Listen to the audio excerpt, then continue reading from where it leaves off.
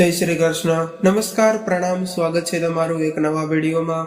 મિત્રો, આપણી આજની કહાની એક એવી પારિવારિક કહાની છે જે ખૂબ જ જ્ઞાનવર્ધક અને પ્રેરણાદાયી કહાની બનવાની છે. તો આ કહાની નાના મોટા દરેક વ્યક્તિએ જરૂરથી સાંભળવી, કારણ કે આ કહાનીના માધ્યમથી દરેકને ખૂબ જ સરસ શીખ મળવાની છે. તો મિત્રો, દરેક માતા પિતા પોતાના પેટ પર પાટા બાંધીને પોતાના સંતાનોને ઉછેરે છે, તેમની બધી જ જરૂરિયાતોને પૂર્ણ કરે છે, પરંતુ તેના બદલામાં સંતાનો તરફથી માતા પિતાને શું મળે છે તેની અદ્ભુત સમજ આપતી આ કહાની છે. તો મિત્રો, તમને વિનંતી છે કે આ વિડીયોમાં અંત સુધી જોડાયેલા રહેજો, અને વિડીયો પસંદ આવે તો લાઈક શેર કરજો. અને હજુ સુધી જો તમે અમારી આ ચેનલને સબસ્ક્રાઇબ ન કરી હોય તો અત્યારે જ સબસ્ક્રાઇબ કરી દેજો, જેથી અમારા આવનારા નવા વિડીયોની માહિતી તમારા સુધી સૌથી પહેલા પહોંચે. તથા કોમેન્ટ બોક્સમાં સાચી શ્રદ્ધાથી હર હર મહાદેવ જરૂરથી લખી દેજો, જેથી ભગવાન ભોલેનાથની કૃપા આપણા સૌ પર નિરંતર બની રહે. તો ચાલો મિત્રો, શરૂ કરીએ આજની કહાની. મિત્રો, આજે મોડી રાત્રે આશીર્વાદ બંગલોમાં મહેશ અને મોનિકાના બેડરૂમમાંથી જોર જોરથી રડવાનો અને રાડો પાડવાનો અવાજ આવી રહ્યો હતો. થોડી વાર પછી મોનિકાએ કહ્યું, આજે તો તમારા પપ્પાએ હદ કરી નાખી છે.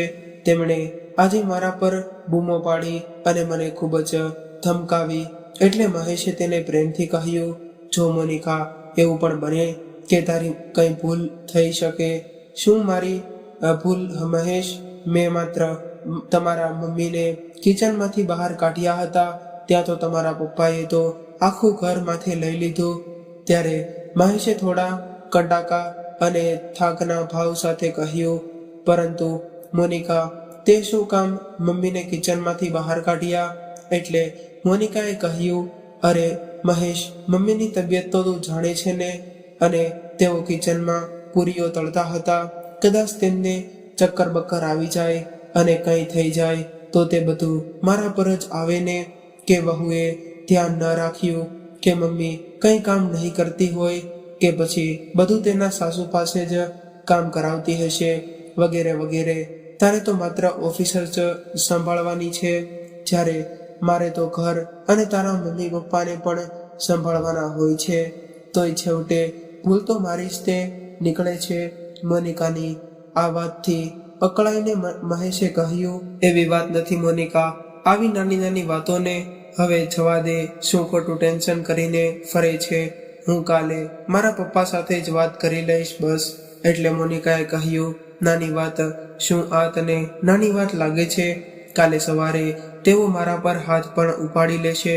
અને હા, હું તને ક્યાં રોજ રોજ કાંઈ કહું છું?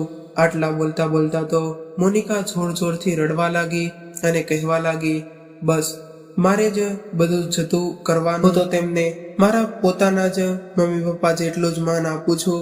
તો પણ પછી આગળ થોડી શાંત થઈ તેણે ઉમેર્યું, મને ખબર છે મહેશ થાક્યો પાક્યો આવતો હોય એટલે તને હું હેરાન નથી કરતી, પણ આજનું તારા પપ્પાનું વર્તન જોઈને તને કહેવું પડ્યું.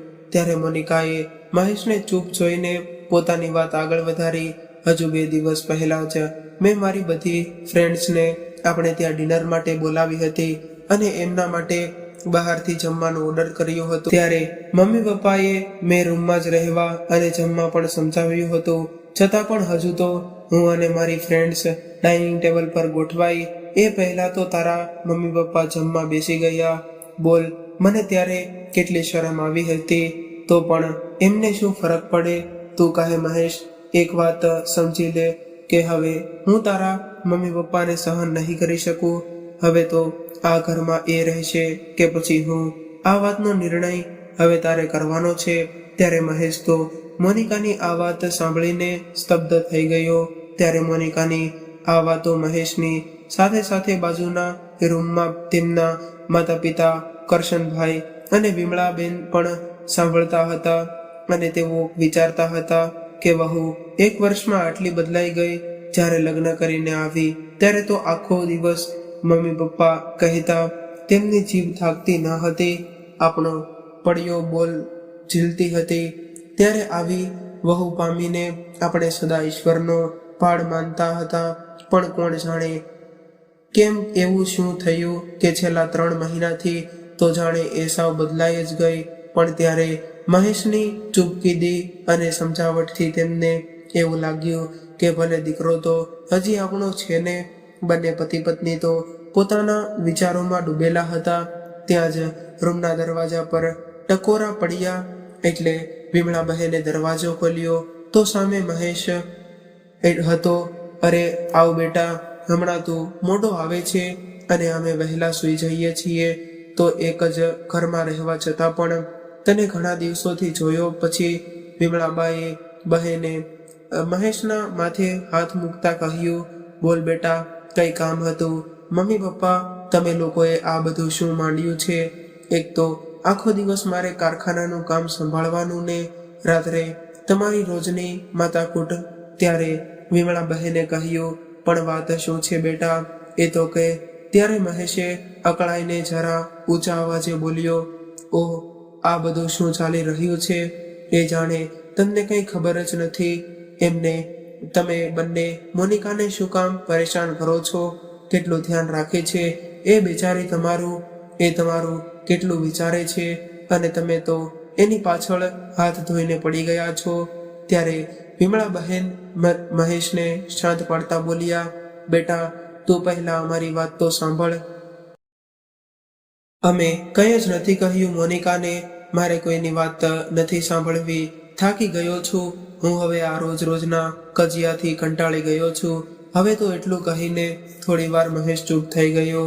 પછી બોલ્યો, જુઓ મમ્મી પપ્પા, તમારે અહીં રહેવું હોય તો પ્લીઝ શાંતિથી રહો ને, નહીતર શું બેટા, આખી વાત પૂરી કર. અત્યાર સુધી ચૂપ રહેલ કરશનભાઈ થોડા ટક્કર થઈને બોલ્યા. ત્યારે મહેશે ઠંડે કળેજે વાત કરી દીધી, નહીતર પપ્પા, તમે વૃદ્ધાશ્રમમાં ચાલ્યા જાઓ. હું કોઈ સારી વ્યવસ્થાવાળા વૃદ્ધાશ્રમમાં તમારી સગવડ કરાવી દઈશ. ત્યાં તમને કે મારા પપ્પાને કોઈ તકલીફ નહીં થાય. ત્યાં તમને તમારા જેવા અનેક વૃદ્ધોની કંપની પણ મળી જ રહેશે, અને વળી હું અને મોનિકા પણ તમને અવારનવાર મળી જઈશું. આ ઘરની શાંતિ માટે આ એક જ રસ્તો મને સૂઝે છે કે તમે હવે વૃદ્ધાશ્રમમાં ચાલ્યા જાઓ. ત્યારે કરશનભાઈ આવેશમાં આવીને બોલ્યા, શું તું અમને વૃદ્ધાશ્રમમાં મોકલીશ? આ અમારું ઘર છે અને આ ઘરમાંથી અમને તું કાઢી મૂકીશ? ત્યારે અચાનક આવીને રુચિકા બોલી, આ ઘર તમારું હતું પપ્પાજી, પણ હવે આ ઘર મહેશનું અને મારું છે. ત્યારે વિમળા બહેન કરગરતા લાગ્યા કે બહુ બેટા, તને કાંઈ ખોટું લાગ્યું હોય તો હું માફી માંગુ છું. બસ આટલા મોટા બંગલાને છોડીને તમે અમને વૃદ્ધાશ્રમમાં મોકલશો તો આપણી કેટલી બદનામી થશે. બેટા, અમે કોઈ પણ એક રૂમમાં પડ્યા રહીશું. અમે તમારી બંનેની સામે પણ નહીં આવીએ. દીકરા, આવું ન કર. આ ઉંમરે અમને આવી રીતે ન છોડ બેટા. ત્યારે મહેશ સાવ સ્પષ્ટ શબ્દોમાં જણાવી દીધું કે મમ્મી, હવે હું થાકી ગયો છું. પ્લીઝ હવે આ કકળાટ બંધ કર. અને હા, ત્યાં તમને બંનેને કોઈ વાંધો નહીં આવે. અને હું કહું છું કે અમે તમને મળવા આવતા રહીશું. આમાં જ આપણી ભલાઈ રહેશે.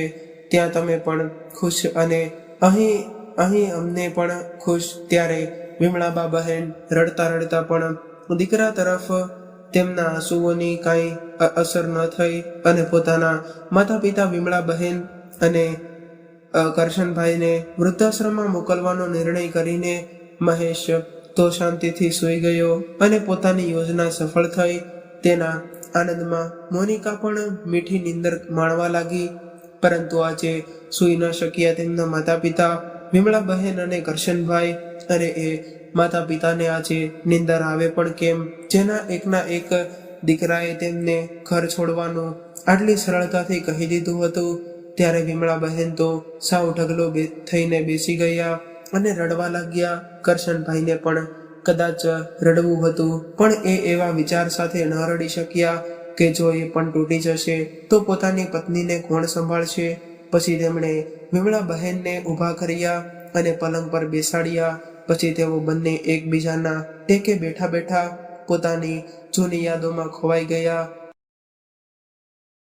મહેશને સાથે લઈને આ ઘરમાં પ્રવેશ કર્યો હતો ત્યારે તે બંનેને ખુશીની કોઈ સીમા ન હતી. મહેશની બાળપણની એકની એક યાદો તેની ખુશીની દરેક બાબતે ઘર સાથે સંકળાયેલી હતી. તેની દરેક ઈચ્છાઓને પૂરી કરવા તેમણે કદી પણ વિચાર્યું ન હતું. મહેશે જે પણ માંગ્યું તેને પળનો વિલંબ કર્યા વિના કરશનભાઈએ અને વિમળાબહેને એ લાવી આપ્યું હતું. પછી તે રમકડાની ગાડીથી માંડીને ડિઝાયર ગાડી સુધી અને પોતાના ખાસ મિત્રની દીકરી સાથે લગ્નના વચને બંધાયેલ હોવા છતાં મહેશની ખુશી માટે તેમની ગમતી લાડી મોનિકા સુધી અંતે મહેશ અને મોનિકાની ઈચ્છા તથા ખુશીઓને માન આપી ને પૂરા વિશ્વાસ સાથે ઘર અને વેપાર પણ તેમના નામે કરી દીધો હતો. બીજા દિવસે સવારે જ વિમળાબહેનને દુઃખી જોયા એટલે કરશનભાઈએ મહેશ સાથે ફરી એકવાર વાત કરવાનું વિચાર્યું. કદાચ મહેશને તેની ભૂલ સમજાઈ અને ગઈકાલે રાત્રે તેણે થાક અને ગુસ્સામાં જ તેઓને વૃદ્ધાશ્રમ જવા કહ્યું હોય. ત્યારે મહેશ પાસે જઈને કરશનભાઈએ કહ્યું, બેટા, તારી માં આખી રાત રડ્યા જ કરી છે, એનો તો વિચાર કર. મોનિકા બેટાને કદાચ મારું ખરાબ લાગ્યું હોય તો મારી ભૂલની સજા તારી માને તો ન આપ. પપ્પા, હું ક્યાં કોઈ સજા આપું છું? અને હું સજા આપું પણ શું કામ? પછી થોડી વાર અટકીને બોલ્યો, પપ્પા, તમને ત્યાં તમારી ઉંમરના મિત્રો મળી રહેશે, તેની તમને ત્યાં ખૂબ જ ગમશે.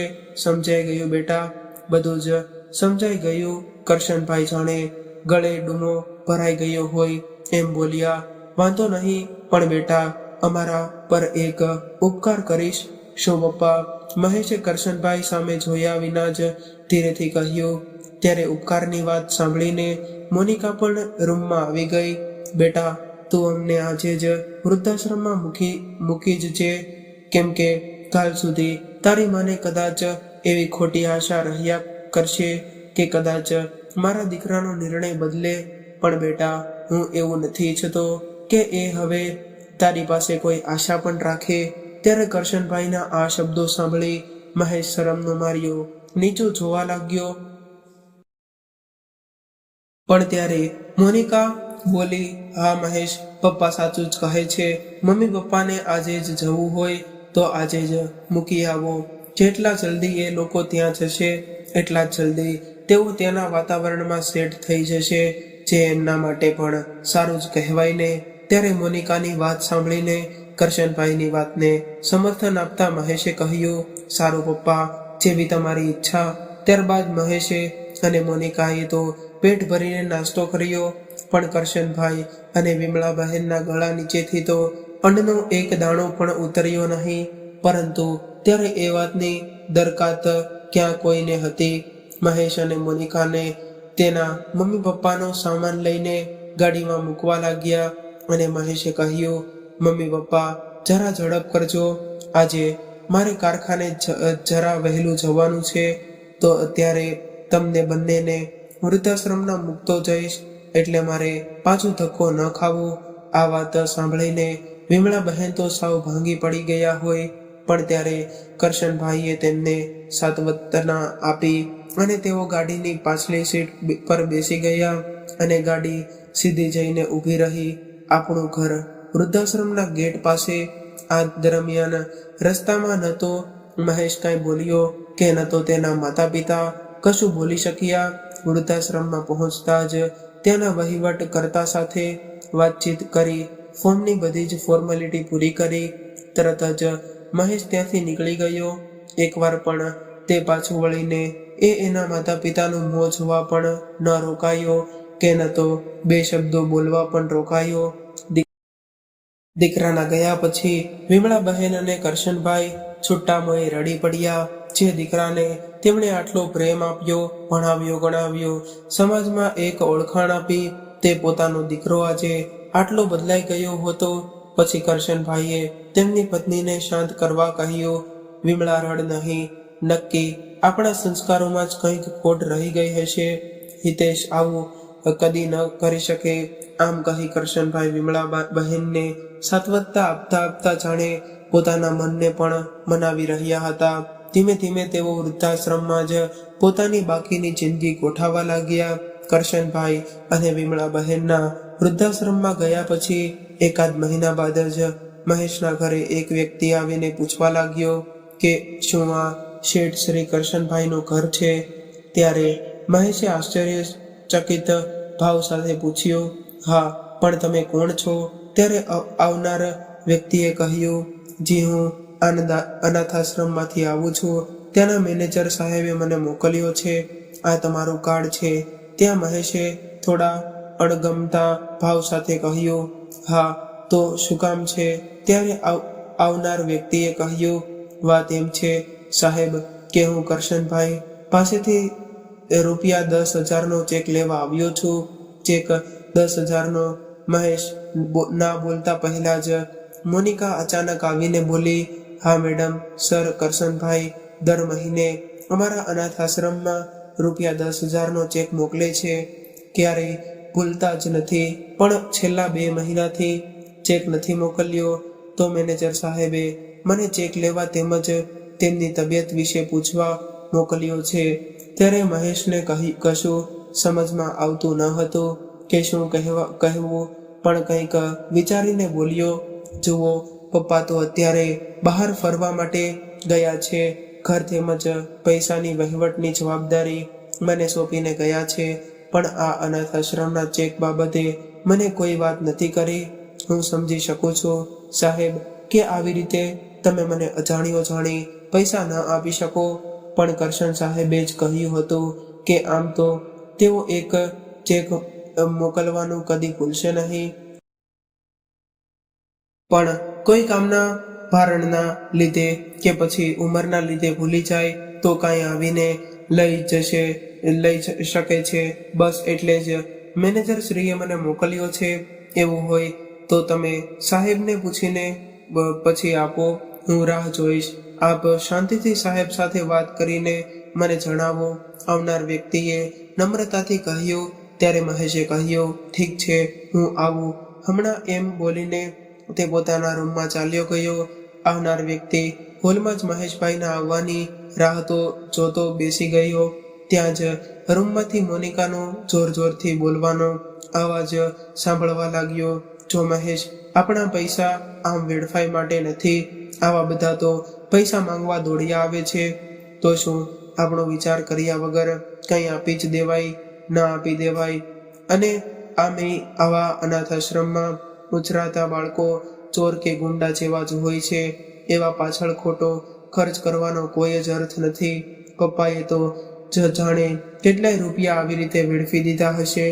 સારું થયું કે આપણે તેમને વૃદ્ધાશ્રમમાં મોકલી દીધા, નહીતર આપણી જાણ બહાર કોને ખબર કેટલીક જગ્યાએ આવી રીતે પૈસા ઉડાડ્યા હશે. ત્યારે મહેશ અકળાઈને બોલ્યો. મોનિકા ધીમે બોલી, એ હોલમાં બેઠો જ છે. એક તો એને કેમ કરીને કાઢવો એ સમજાતું નથી ને તું આમ રાડો પાડે છે. મને પણ ખબર છે કે આમ કોઈને પૈસા દેવા એ યોગ્ય નથી. ચાલ હવે બહાર જઈને તેને અત્યારે તો બહાર તો રસ્તો બતાવી દઈએ. મોનિકા અને મહેશ પોતાના બેડરૂમમાંથી બહાર હોલમાં આવ્યા. ત્યારે આવનાર વ્યક્તિ ત્યાંથી ચાલ્યો ગયો હતો. આ જોઈને મોનિકા ખુશ થતા બોલી, જોયું મહેશ, તું ખોટો મને કહેતો હતો, પણ મારા જોરથી બોલવાને લીધે જ એ સમજીને ચાલ્યો ગયો કે અહીંયા દાળ નહીં ગળે અને કોઈ પૈસા નહીં મળે. હવે તું નાહક તો ચિંતા ન કરતો, આવતા મહિને પણ તે પૈસા માંગવા નહીં આવે. ત્યારે મહેશ બોલ્યો, મોનિકા, મેં તને મારા જીવનસાથી તરીકે પસંદ કરીને મેં મારી જિંદગીનું સૌથી મોટું કામ કર્યું છે. હું જ્યારે કોઈ પ્રોબ્લેમમાં હોય અને મને જ્યારે કાંઈ સમજ ન પડે કે શું કરવું, ત્યારે તું એ પ્રોબ્લેમ જલ્દીથી સોલ્વ કરી નાખે છે. રિયલી તું જ છે. તો થોડા મહિનાઓ પછી અનાથાશ્રમના મેનેજર મહેશના ઘરે આવ્યા. ત્યારે મહેશે અને મોનિકાએ પહેલા તો જાણે અજાણે તેમને આવકાર આપ્યો, પણ જેવી જ તેમણે પોતાની ઓળખાણ આપી તરત જ મોનિકા પોતાનું મોં મચકોડતા બોલી, તમારા એ મોકલેલ માણસને અમે ચોખ્ખા શબ્દોમાં કહી દીધું કે અમારા પપ્પા બહાર ગયા છે તો અમે કોઈ પૈસા નહીં આપીએ, તો પણ તમે ફરી વાર આમ પૈસા માંગવા ચાલી આવ્યા છો. ત્યારે મોનિકાની આ વાત સાંભળીને મેનેજર સાહેબ કઈ આશ્ચર્ય સાથે બોલ્યા, લે, હજુ કરશનભાઈ બહાર ગામથી આવ્યા નથી. હું તો તેમને ઘણા સમયથી ઓળખું છું અને મને ખ્યાલ છે ત્યાં સુધી તેઓ ક્યાંય બહાર બહુ જતા નથી, અને કદાચ જો અનિવાર્ય સંજોગોમાં બહાર જવાનું થાય તો તેઓ 2-3 દિવસ માટે જ બહાર રોકાય છે. પણ આટલા સમયથી કેમ તેઓ બહાર જ છે? તે બંનેથી તબિયતનો ઠીક છે ને? મેનેજર સાહેબને આવા ઉલટ તપાસ કરતા હોય તેવો પ્રશ્નથી અકળાઈને ગુસ્સે થયેલ મોનિકા બોલી, તો તમને એવું લાગે છે કે અમે જૂઠું બોલીએ છીએ? અને હા, પપ્પા જ્યાં ગયા હોય ત્યાં એમાં તમારે શું લેવા દેવાના છે? પૈસાની ના કહી એટલે તમે તો જાણે પાછળ જ પડી ગયા છો. મોનિકાના બોલવાથી બગડતી બાજી જાણે સુધરવા માંગતી હોય એમ મહેશ બોલ્યો, જુઓ વડીલ, મારા મમ્મી અને પપ્પા બંને ઘણા સમયથી તીર્થયાત્રા પર ગયા છે. ક્યારે આવશે એ હજુ નક્કી નથી. તેમણે મને અનાથાશ્રમમાં આપવાના ડોનેશન વિશે પણ કોઈ વાત નથી કરી, તો હું કેવી રીતે આપને આપી શકું? મહેશની મૂંઝવણ જાણે કે સમજાઈ ગઈ હોય તેમ મેનેજર શ્રી બોલ્યા, અરે હું સમજુ છું મહેશભાઈ, પણ તમને અને બેનને કઈ ગેરસમજ થાય છે. તે દિવસે મને મારા માણસે બધી જ વાત કરી હતી, એટલે આજે હું અહીં તમારી પાસે ચેક લેવા નથી આવ્યો, પણ તમને કંઈક આપવા આવ્યો છું. મને એમ હતું કે કદાચ કરશનભાઈ ફરી પાછા આવી ગયા હશે. શું તેઓ હજુ પરત ફર્યા નથી? અને કરશનભાઈ તો અમારી સંસ્થાથી જ્યારથી સ્થપાયા છે ત્યારથી અમારી સાથે જોડાયેલ છે. તેમનું સન્માન તો અમારે કરવું જ પડશે ને. આટલા વર્ષોથી એમણે અમારી સંસ્થાને દાન આપ્યું છે, એટલે હવે તેઓ નથી. એટલું કહીને મેનેજર સાહેબ થોડા વિચારમાં પડી ગયા. પછી બોલ્યા, જુઓ કરશનભાઈ હાજર નથી તો તેમના દીકરા અને વહુ તરીકે તમે બંને તો અમારી સંસ્થામાં આવીને અતિથિ વિશેષનું પદ શોભાવો તો કેવું રહેશે? ત્યારે મેનેજર સાહેબે થોડા વિનંતી ભર્યા સ્વરે કહ્યું. એટલે તેમની વાત સાંભળીને મહેશ બોલ્યો, પણ મમ્મી અને પપ્પાના બદલે અમે કેવી રીતે આવી શકીએ? અને આમ પણ અમારે ઘણું કામ છે, તો સમય પણ નહીં મળે. ત્યારે મહેશનો આ જવાબ સાંભળીને મોનિકા તરત જ બોલી, અરે મહેશ, આ અંકલ આટલું બધું કહે છે અને તું સમયની વાત કરે છે. અત્યાર સુધી અકળાયેલ રહેલ મોનિકા તો અતિથિ વિશેષ તરીકેના સન્માનની વાત સાંભળીને જાણે કે મોઢામાં સાકર આવી ગઈ હોય એવા મીઠા અવાજે બોલી, અરે અંકલ, એમાં તમારી વિનંતી કે આગ્રહ ન કરવાનો હોય. અમે જરૂરથી આવીશું. પપ્પાની ગેરહાજરીમાં એમના કામ તો અમારે જ પાર પાડવાના હોય ને. ત્યારે મહેશનો વિસ્મય ભરી નજરે મોનિકાના આ બદલાયેલ સ્વરૂપને જોઈ જ રહ્યો, અને તેણે સન્માન સાહેબ અને એક સંતોષ સાથે ત્યાંથી રજા લઈને નીકળી ગયા.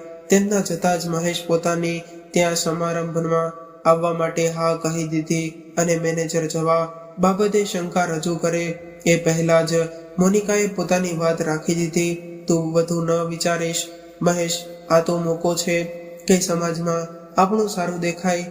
તારા મમ્મી પપ્પા વૃદ્ધાશ્રમમાં છે એ વાત હજુ કોઈને ખબર નથી, તો એ વાત હવે કોઈ જાણશે પણ નહીં, અને સાથે સાથે તારું સન્માન થશે તો બધાને લાગશે કે તું કેટલો સારો, ભલો અને પરોપકારી માણસ છે. બધાનું કેટલું વિચારે છે અને દાન પણ કરે છે. તો આ કારણે સમાજમાં આપણી પ્રતિષ્ઠા પણ વધશે. તો મમ્મી પપ્પા વિશે કોઈ જાજુ પૂછશે પણ નહીં. ત્યારે મહેશને પણ મોનિકાની વાતમાં પોતાનો ફાયદો દેખાયો. આમ પણ તેના પપ્પાના ગયા પછી તેમના વિશે ઘણા લોકો અવારનવાર પૂછ્યા કરતા હતા. ત્યારે મહેશને કેટલી વાર ત્યાં સુધી આ વાત છુપાવીને કશું સમજાતું ન હતું, કેમ કે જો બધાને ખબર પડે કે તેણે તેના મા બાપને વૃદ્ધાશ્રમમાં મોકલ્યા છે તો તેની સાથે કોઈ જ વેપાર કે વ્યવહારમાં સંબંધ રાખવા તૈયાર ન થાય. કારણ કે બધા લોકો કરશનભાઈ અને વિમળાબેનના સ્વભાવ વિશે ને લીધે તેમને માન અને સન્માન આપતા હતા. મહેશ અને મોનિકા આ વાત ખૂબ જ સારી રીતે જાણતા હતા. ત્યારે મહેશ મોનિકાને અભાવવશ જોઈ રહ્યો અને બોલ્યો, થેન્ક યુ મોનિકા, તું તો અણીના સમયે જ આટલું બધું વિચારીને સારા ડિસિઝન લઈ શકે છે. બાકી મેં તો મેનેજર સાહેબને ના જ પાડી દીધી હતી. પણ હવે આપણે બંને જઈશું. પછી નક્કી કરેલ દિવસે મહેશ અને મોનિકા નવા કપડામાં સજ્જ થઈને અનાથ આશ્રમે પહોંચી ગયા. ત્યાં તેમને ખૂબ જ માન અને સન્માન આપવામાં આવ્યું. ત્યારે મોનિકાના તો હરખનો કોઈ પાર ન હતો. તે તો જાણે કેટલાય વર્ષોથી આ આશ્રમ સાથે જોડાયેલી હોય તેમ વર્તન કરી રહી હતી અને આશ્રમના વિકાસમાં સરદાસ વતી હોય તે રીતે અવારનવાર આશ્રમના મેનેજર સાહેબને પ્રશ્નો જ પૂછી રહી હતી. ત્યારે મહેશ ચૂપચાપ માત્ર આશ્રમને અને ત્યાંના વાતાવરણને જોઈ રહ્યો હતો.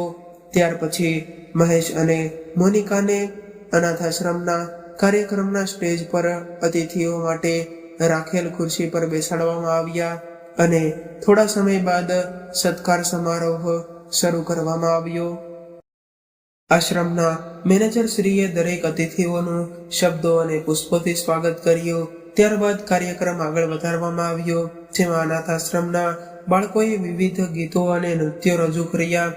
પરંતુ ત્યારે મોનિકાએ એ બાળકોની નિર્દોષ રજૂઆતમાં કોઈ રસ જ ન હતો.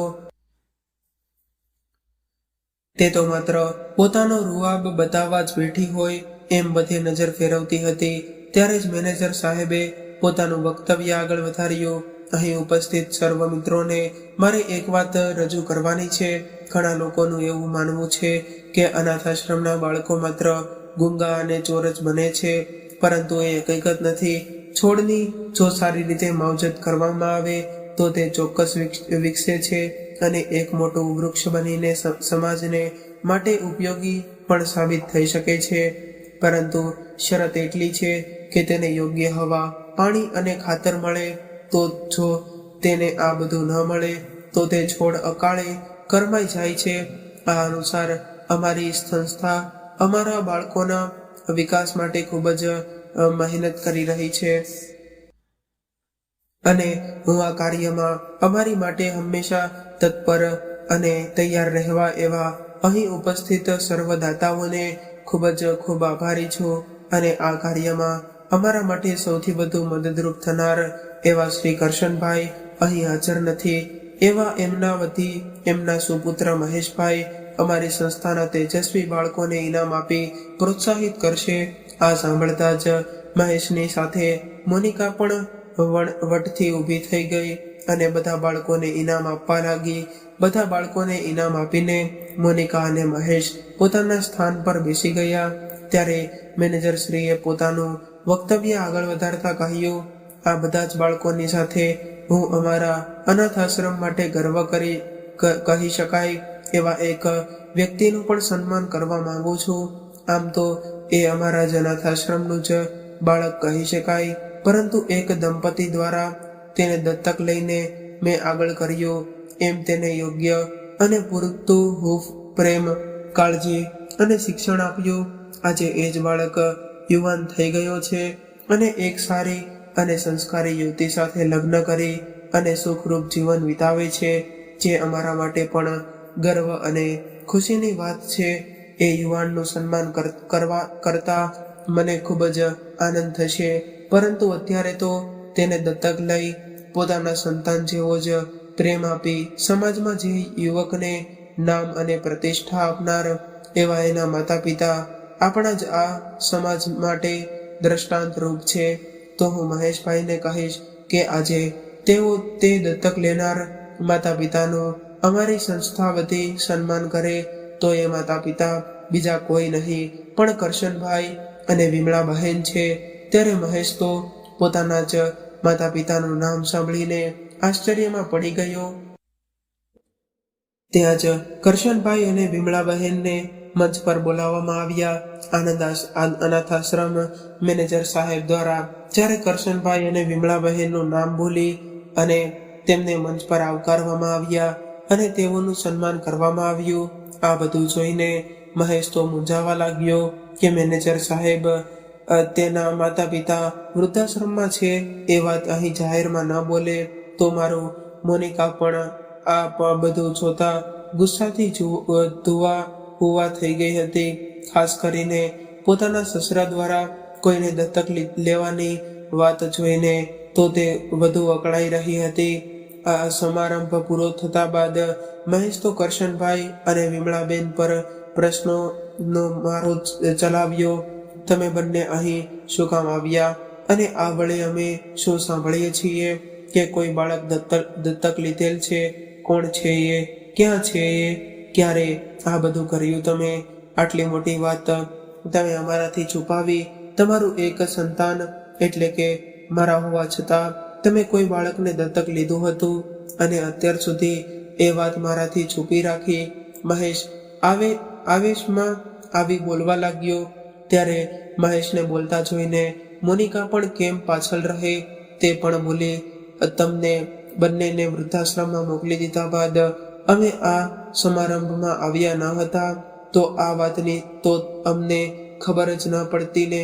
મહેશ તો તમારું કેટલું વિચારે છે અને તમે તો કોઈને દત્તક લીધેલ છે.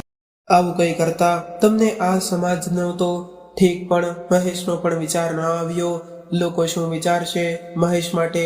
ત્યારે મહેશ બોલ્યો, જુઓ મમ્મી પપ્પા, તમે તે સમયે જે પણ વિચારીને જે કોઈ બાળકને દત્તક લીધેલ હોય, પણ હું એ અનાથ બાળકને ક્યારેય પણ મારા ભાઈ તરીકે અપનાવવાનો નથી, એ તમે સમજી લેજો. અને હા, બીજી વાત એ પણ, મારી આ મિલકતમાંથી તેને હું એક રૂપિયો પણ આપવાનો નથી. જ્યારે મહેશ આ શબ્દો બોલ્યો ત્યારે કરશનભાઈએ તેના ખંભા પર હાથ રાખીને સ્મિત સાથે એટલું જ કહ્યું, બેટા, એ બધી મિલકત તારી જ છે. ચાલ વિમળા. એટલું કહીને કરશનભાઈ અને વિમળાબેન ત્યાંથી નીકળી ગયા. ત્યારે જ આ બધું ચૂપચાપ જોઈ રહેલા મેનેજર સાહેબે મહેશ અને મોનિકાને પોતાની ઓફિસમાં બોલાવ્યા. એટલે મહેશે પૂછ્યું, સર, શું હું જાણી શકું કે મારા માતા પિતાએ કોને દત્તક લીધેલ છે અને એ ક્યાં છે, રહે છે, તેમજ તે શું કરે છે? ત્યારે મહેશની વાત વચ્ચે જ અટકાવતા મોનિકા બોલી, જવા દેને મહેશ, એટલે તેમણે જેને દત્તક લીધું હોય તેને આપણે શું? એટલે જ તેઓ ઘરમાંથી નીકળવા તૈયાર થઈ ગયા હશે. મને લાગે છે તેઓ વૃદ્ધાશ્રમના નામે તેમના એ અનાથ બાળકના ઘરે જ રહેતા હશે. હવે એમના વિશે વિચારવાની કે એમની સાથે સંબંધ રાખવાની કોઈ જરૂર નથી. રહેવા દે તેમને તેમના એ અનાથ દીકરા સાથે. ત્યારે મોનિકાની આવી વાત સાંભળીને મેનેજર સાહેબે કહ્યું, માફ કરજો મહેશભાઈ અને મોનિકાબેન, મારે તમારા ઘરની વાતોમાં માથું ન મારવું જોઈએ. પણ મોનિકાબેન, તમારે તમારા સાસુ સસરા માટે આવું ન બોલવું જોઈએ. તેમના લીધે જ તો તમને આ તમારો પ્રેમ તમારો પતિ એવો મહેશ મળ્યો છે. ત્યારે મોનિકા બોલી કે એમાં શું થઈ ગયું? બધા માતા પિતા પોતાના બાળક માટે બધું કરતા જ હોય છે. એટલે મેનેજર સાહેબે કહ્યું, રાઈટ, માતા પિતા પોતાના બાળક માટે બધું જ કરતા હોય છે, પરંતુ કોઈ અનાથ માટે નહીં. ત્યારે મેનેજર સાહેબની આ વાત સાંભળીને મોનિકા અને મહેશની આંખો આશ્ચર્યથી પહોળી થઈ ગઈ. આ સાંભળતા જ મહેશનો જાણે સાવ સુનમુન થઈ ગયો હોય અને મોનિકાને તો જાણે કાપો તો લોહી પણ ન નીકળે તેવી દશા થઈ ગઈ હોય. જે અનાથ બાળકોને તે ધિક્કારે છે, એવા જ એ અનાથને તેણે આટલો પ્રેમ કર્યો અને તેની સાથે લગ્ન પણ કર્યા, અને હજુ આ વાત જાણે કે વિશ્વાસ બેસતો ન હોય. ત્યારે મેનેજર સાહેબે પોતાની વાત આગળ વધારતા કહ્યું, કરશનભાઈએ જ્યારથી પોતાનો ધંધો શરૂ કર્યો ત્યારથી જ અમારા અનાથ આશ્રમમાં અવારનવાર આવતા રહેતા અને અહીંના બાળકો માટે પોતાની આવકમાંથી કંઈક ને કંઈક લઈ આવતા. અમારા આશ્રમના બાળકો સાથે તેઓ લાગણીથી બંધાયેલ હતા. તેમના લગ્ન બાદ પણ તેઓ બંને જણા આ આશ્રમની અચૂક મુલાકાત લેતા. એક દિવસ તેઓ બાળકો માટે નાસ્તો અને રમકડા લઈને આવ્યા. ત્યારે અમે બધા આ અનાથ આશ્રમમાં એક નવા આવેલ બાળકના સ્વાસ્થ્ય માટે દોડાદોડી કરતા હતા. એ બાળક ખૂબ જ બીમાર હતું, સાથે સાવ નાનું, માંડ લગભગ 2 મહિનાનું હશે. ત્યારે આ વાતની વિમળાબેન અને કરશનભાઈને જાણ થતા તેઓ પણ તે બાળકની સારવારમાં જોડાઈ ગયા. લગભગ 3 દિવસની દોડધામ અને મહેનતથી તે બાળક સાજું થઈ ગયું. 3 દિવસ સતત એ બાળક સાથે રહેવાથી વિમળાબેનને તે બાળક સાથે મમતા બંધાઈ ગઈ અને તેમણે તે બાળકને દત્તક લેવાનો નિર્ણય કર્યો. તે બાળક બીજું કોઈ નહીં પણ આ મહેશ જ છે. ત્યારે આ વાત સાંભળીને તે મહેશની આંખો ભરાઈ આવી, પરંતુ મોનિકા તો હજુ પણ નમતું મૂકવા માંગતી ન હતી. કરોડોની મિલકત પણ અને મહેશ પર તે ધક કોઈ પણ સંજોગોમાં સ્વીકારવા માંગતી ન હતી. તો તેઓ આક્રમક મૂડમાં હોય એમ બોલવા લાગી. અરે એમાં શું નવાઈ કરી, અને એમાં તેમણે મહેશ પર શું ઉપકાર કર્યો? મહેશના લીધે જ તો તેમને સંતાન સુખ મળ્યું. એવું કોઈ કારણ હશે તો જ તેમણે મહેશને દત્તક લેવાનો નિર્ણય કર્યો હશે ને, બાકી કોઈ પોતાના સ્વાર્થ વગર થોડી કઈ અનાજ બાળકને દત્તક લેવા. સાંભળીને મેનેજર સાહેબ અને મહેશ તેને એકીટશે જોઈ રહ્યા હતા. પછી મેનેજર સાહેબે તેને શાંતિપૂર્વક સમજાવતા કહ્યું, ત્યાં જ તારી ભૂલ થાય છે મોનિકાબેન. એવું કોઈ કારણ હતું નથી નહીં કે જેને લીધે કરશનભાઈ અને વિમળાબેન એક અનાથ બાળકને દત્તક લેવો પડે. હકીકતમાં તેઓ પોતાના બાળકને જન્મ આપવા સક્ષમ જ હતા, પરંતુ તારા પિતાને કંઈ ઓછું ન આવે કે તેઓ પ્રેમ વહેંચાઈ ન જાય એટલા માટે જ તેમણે પોતાના સંતાનને જન્મ આપવાનું માંડી વાળ્યું અને પોતાની સંપત્તિનો ઠીક પણ પોતાની પૂરી જિંદગી મહેશને નામે કરી દીધી. ત્યારે હજુ પોતાની વાત પર કાયમ રહેલા માંગતી મોનિકા બેન, આનું કોઈ પ્રૂફ છે તમારી પાસે? ત્યારે અત્યાર સુધી જાણે કે કંઈ પણ સમજાતું જ ન હોય એમ ચૂપચાપ બેસી રહેલ મહેશ જોરથી મોનિકા પર તાડકી ઉઠ્યો. શટ અપ મોનિકા, બસ હવે ખૂબ થઈ ગયું. તારા પ્રેમ અને ખોટા આંસુઓમાં વહીને જ મેં મારા માતા પિતા સાથે આવું વર્તન કર્યું. અરે જેણે મને રહેવા માટે એક આશરો આપ્યો, પોતાનું નામ આપ્યું, સમાજમાં એક મોભો અને એક ઇજ્જત આપી, જેમણે મને પોતાની દુનિયા અને જિંદગી સમજી, અરે જેમને માટે ભગવાન સમાન દરજ્જો આપવો જોઈએ, તે માતા પિતાને મેં આજે બેઇજ્જત કરીને તેમના ઘડપણમાં નિસહાય હાલતમાં બેઘર કરી દીધા. આટલું બોલતા તો મહેશ ધ્રુસરે રડી પડ્યો.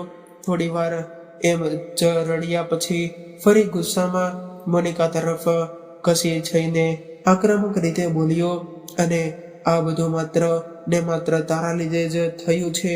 પછી થોડા ધીમા અવાજે બોલ્યો, આમ જોઈને તો તારી એકલી તો વાંક પણ કેમ ગણી શકાય? ગુનો તો મારા હાથે પણ થયો છે. હું જ મારા ભગવાન સમાન માતા પિતાને વૃદ્ધાશ્રમમાં મૂકવા ગયો ને તે ભલે જે કંઈ પણ મારા માતા પિતાના વિરુદ્ધ કહ્યું, પણ મેં તારી વાત માની. એ જ મારી ભૂલ છે અને એ જ મારો ગુનો છે. પછી મહેશે મેનેજર સાહેબ તરફ ફરીથી 2 હાથ જોડીને કહ્યું, તમારો ખૂબ ખૂબ આભાર સાહેબ કે તમે મને અરીસો દેખાડ્યો, મને મારા જીવનનું સત્ય સમજાવ્યું કે જે ગુનો કર્યો છે એ હું કદી મારી જાતને માફ નહીં કરી શકું. પણ પહેલા મારા માતા પિતાને, મારા ભગવાનને તેમના ઘરમાં મંદિરમાં સ્થાપિત કરીને પછી તમે જ કહેજો કે મારા જેવા દીકરાને શું સજા મળવી જોઈએ. ત્યારે મોનિકા તો સાવ બધાની જેમ મહેશ સામે જોતી રહી હતી. ત્યારે મહેશ મોનિકા સામે ફરીથી બોલ્યો, જો મોનિકા તને કોઈ તકલીફ હોય તો તારો પતિ કોઈ અનાથ છે અને તે માટે સમાજમાં તને નીચા જોવા જેવું લાગતું હોય તો તું જઈ શકે છે. પણ જો તારે મારી સાથે રહેવું હોય તો મારા માતા પિતાની પૂરેપૂરી સેવા કરવી પડશે અને તેમનું માન સન્માન તારે જાળવવું પડશે. અને હા, તેમના વિરુદ્ધ એક પણ શબ્દ હું સાંભળી નહીં શકું. અને હવે આવું કંઈ થશે તો હું તને છોડી દઈશ, પણ મારા માતા પિતાને નહીં છોડું. આમ તો મારે આ બધું પહેલા જ કરવાની જરૂર હતી, જેથી મારા માતા પિતાને એના પોતાના જ ઘરમાંથી નીકળવું ન પડત, પણ એક રીતે એ સારું પણ થયું કે મારા જેવા નાલાયકને મારી પોતાની સચ્ચાઈની તો ખબર પડી. આટલું બોલીને મહેશ આંસુ લૂછતા લગભગ દોડતો હોય તે રીતે પોતાના માતા પિતાની માફી માંગવા માટે દોડ્યો. ત્યારે તેને જતા જોઈને મેનેજર સાહેબની આંખોમાં પણ કંઈક સારું કાર્યના સંતોષ સાથેના હર્ષના આંસુ વહેવા લાગ્યા. અને મોનિકા તો આ બધું જોઈ અને સાંભળીને જાણે સાવ થીજી ગઈ હોય. ત્યારે મહેશ તેના માતા પિતાને ફરી પોતાના ઘરે લઈ જવા માટે તેમની માફી માંગવા માટે વૃદ્ધાશ્રમ પહોંચી ગયો. ત્યાં જઈને તેણે કરશનભાઈ અને વિમળાબહેનના પગમાં પડીને બે હાથ જોડી રડતા રડતા કહ્યું, મમ્મી પપ્પા પ્લીઝ મને માફ કરી દો. મેં ખૂબ જ મોટી ભૂલ નહીં પણ ગુનો કર્યો છે. મારા ભગવાનને મેં તેના જ મંદિરમાંથી બહાર કાઢ્યા છે. આજે મને મારી હકીકતની ખબર પડી. તમે તો મારા જેવા અનાથને એટલો બધો પ્રેમ આપી મારા માતા પિતા બની ગયા, પણ હું તમારો દીકરો ન બની શક્યો. મમ્મી પપ્પા ચાલો આપણા ઘરે. તમે જે સજા દેશો એ મને મંજૂર છે. બસ હવે તમે ચાલો ઘરે પ્લીઝ. ત્યારે મહેશના પશ્ચાતાપના આંસુ જોઈને વિમળા બહેનનું માતૃ હૃદય પીગળી ગયું. પરંતુ કરશનભાઈએ મક્કમ શબ્દોમાં જણાવી દીધું, બેટા મા બાપ તો કદી પોતાના સંતાનોથી નારાજ થતા નથી, એટલે તમે માફ કરવાનો કે સજા આપવાનો કોઈ પ્રશ્ન ઉપસ્થિત થતો નથી. અમે તને ભણાવ્યો પરણાવ્યો અને અમારી ફરજના ભાગરૂપ હતું અને સગવડ ભરી અને સુખરૂપ જિંદગી મળી રહી એ અમારા માટે મહત્વનું હતું. પરંતુ દીકરા હવે અમને ઘરમાં પાછા રહેવા નહીં આવી શકીએ અને અમારું બાકીનું જીવન અહીં અમારા જેવા જ લોકો સાથે વિતાવવા માંગીએ છીએ. તું અમને મળવા આવતો રહેજે. બાકી તું અને મોનિકા શાંતિથી રહો એ અમારા માટે ખૂબ જ સારું છે. ત્યારે મહેશ તેમને મનાવતો રહ્યો, પરંતુ કરશનભાઈ તેમના બે ન થયા. મિત્રો, આજે એ વૃદ્ધાશ્રમમાં દરેક લોકોની આંખો પહેલી વાર કંઈક એવું જોઈ રહી હતી કે એક દીકરો પોતાના માતા પિતાને ઘરે લઈ જવા માટે જીદ કરતો હતો અને એ જ માતા પિતા વૃદ્ધાશ્રમમાં રહેવા માટેના તેમના નિર્ણય પર મક્કમ હતા. તો મિત્રો, આ કહાની કેવી લાગી કોમેન્ટ કરીને જરૂરથી જણાવજો અને જો તમને શેર કરજો. અને જો તમે આવી જ અવનવી કહાની પસંદ આવી હોય તો આ વિડીયોને લાઈક કરી અને કહાની સાંભળવા માંગતા હોય તો આ ચેનલને સબસ્ક્રાઇબ જરૂરથી કરી લેજો. તો ચાલો મિત્રો, હવે ફરી મળીશું એક નવી કહાની સાથે. ત્યાં સુધી તમામ મિત્રોને જય શ્રી કૃષ્ણ, રાધે રાધે, હર હર મહાદેવ. આ કહાનીને પૂરેપૂરી સાંભળવા માટે તમારો ખૂબ ખૂબ આભાર.